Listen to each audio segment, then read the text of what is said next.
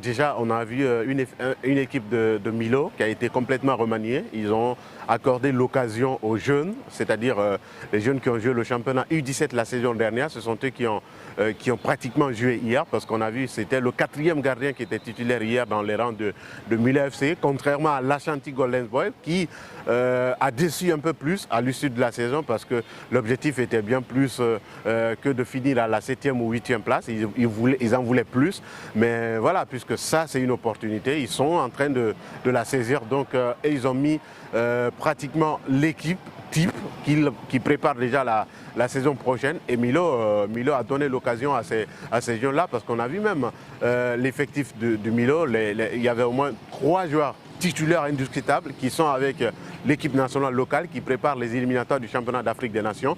Donc ça veut dire tout simplement que oui, effectivement, je ne dirais pas que c'est une défaite logique, mais vu le 11 de départ que cette formation de Kankan a aligné, on pouvait dire sans doute que la saga était bien partie de remporter. Et heureusement pour l'Ashanti Golden Boy de Seguiri, elle a maîtrisé bien évidemment son sujet dans ce match-là, et qui gagne beaucoup plus, qui prend un large avantage dans ce match-là, même si le match retour également reste à jouer. On va voir ce qui va se passer, mais pour le moment, l'Ashanti Golden Boy a pris une très belle option pour les quarts de finale de cette compétition. On peut pas se permettre de dire que le chemin n'a pas marché ou quoi que ce soit et tout, mais ce qui reste clair, c'est que l'entraîneur a préféré surtout tourner l'effectif qu'il faut. Après, tourner l'effectif, ça veut dire tout simplement, même si on met en place le schéma idéal ou le schéma avec lequel l'équipe avait l'habitude d'évoluer, ça peut corcher quelque part. Donc c'est évidemment ce qui est arrivé au cas du Milo. C'est vrai, on ne peut pas dire qu'il n'avait pas accordé du crédit à cette compétition-là, mais vous n'êtes pas sans le savoir que c'est l'ultime moment, période aussi de tester, d'essayer avec les jeunes de l'académie, surtout qu'ils ont une académie en place. C'est ce qu'ils ont essayé, ça n'a pas marché. On va voir, peut-être, puisqu'ils ont la latitude de pouvoir mettre en place le 11 type qu'il faut. On va voir le match retour s'ils vont mettre en place l'équipe type, ou ils vont aussi aller avec les jeunes, et puis finalement savoir quelle zone qui va intégrer l'équipe première en vue de la saison qui profile à l'horizon. Dans le match, je pense que Ashanti a été...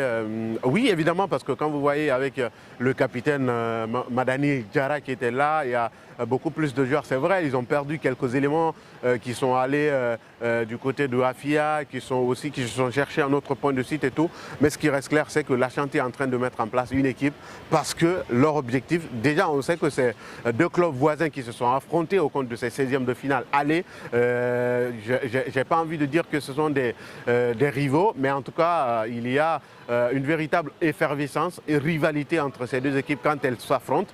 Mais voilà, j'ai envie de dire que l'équipe est en train de mettre quelque chose en place en vue de la saison prochaine, et pour capable produire un résultat escompté par les dirigeants de cette formation. Ce qui reste clair, c'est que les matchs vont se jouer en aller-retour. Déjà, il y a les compétitions, c'est une compétition qui va se jouer à travers des régions, parce que vous avez la région de Kindia qui abrite le Wawa, le Gangan, Fellow Star et tant d'autres formations et tout. Donc après, il y a zone aussi Koléa qui abrite Mission, qui on a délocalisé pour aller se jouer du côté de Yorokogia et tout.